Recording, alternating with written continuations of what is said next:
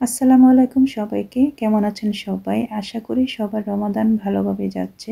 দেখতে, দেখতে আমরা প্রায় শেষের দিকেই চলে এসেছি। কিছু ভাজাপাড়া করছি কারণ আজকে আমার টিভি-19 পরিবারকে দাওয়াত করেছি।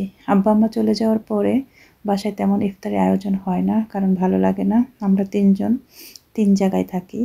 ইফতারির টাইমে একসাথে এক টেবিলে বসে ইফতারি করা হচ্ছে না।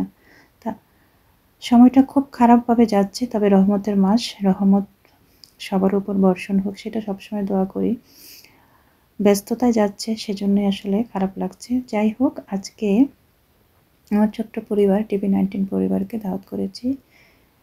সবাই আসবে বলেছে।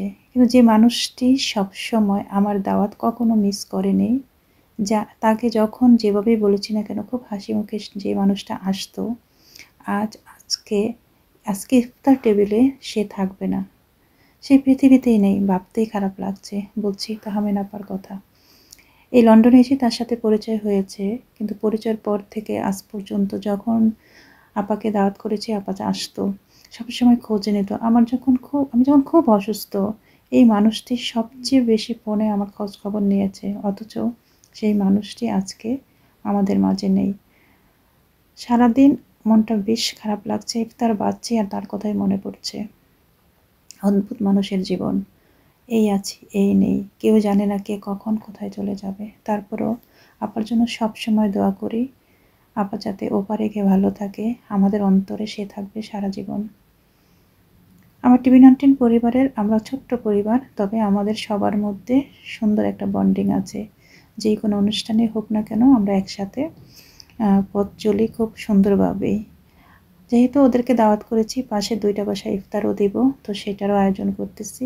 প্রচণ্ড ব্যস্ত এই সময়টায় থাকি আসলে, সবই ঝটপট করে করা হচ্ছে। আমি যাই করছি না কেন আসলে বারবার তাহমিনা আপার কথাই মনে পড়ছে। কীভাবে যে সময়টা চলে যাচ্ছে। গত ইফতার টেবিলে আপা ছিল, আজ এবারের ইফতার টেবিলে আপা থাকবে না। আমি কোনোভাবেই মেনে নিতে পারছি না। এখনও মনে হচ্ছে হয়তো আপার সাথে দেখা হচ্ছে না, আপার বাসায় যাচ্ছি না কিংবা কোথাও মিলিত হচ্ছি না, কিন্তু আপা আছে।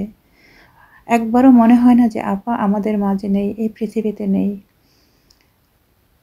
2 দিনের দুনিয়া আমরা মেহমান, তারপরেও কত মানুষের সাথে আমাদের পরিচয় হয়, কত ভালো লাগার মানুষগুলি একসাথে থাকি। আর সেই মানুষগুলো যখন আমাদের মাঝ থেকে চলে যায়, সেটা মেনে নেওয়া খুব কঠিন কাজ। আমার চোখে এখনও ভাসে। আমি চোখ বন্ধ করলেই মনে হয় তাকে দেখতে পাই। আমাদের ইফতারি টাইম হয়ে গিয়েছে। আমরা সবাই ইফতারির টেবিল সাজানো হয়েছে। এখন ইফতারি করতে বসছি। কিন্তু মনে সেই কষ্টটাই রয়েছে। মঞ্জুরিদিকে বলেছিলাম, স্যার ব্যস্ততার কারণে আসলো না। সুমন আপাও তার ব্যস্ততার কারণে আসলো না। রুমু ভাই ব্যস্ত। আজকের ইফতারের আয়োজন করেছি ঠিকই, কিন্তু মানুষ মোটে আমরাই কয়জন। সবাই আজকে ফাঁকা। কেউ পৃথিবীতে থেকেই ব্যস্ততার জন্য আসতে পারেনি, আর যে পৃথিবীতে চলে গেছে সে তো মনেই রয়েছে। এই ছিল আজকের আয়োজন। সবাই ভালো থাকবেন, আমাদের জন্য দোয়া করবেন। আল্লাহ হাফেজ। আসসালামু আলাইকুম।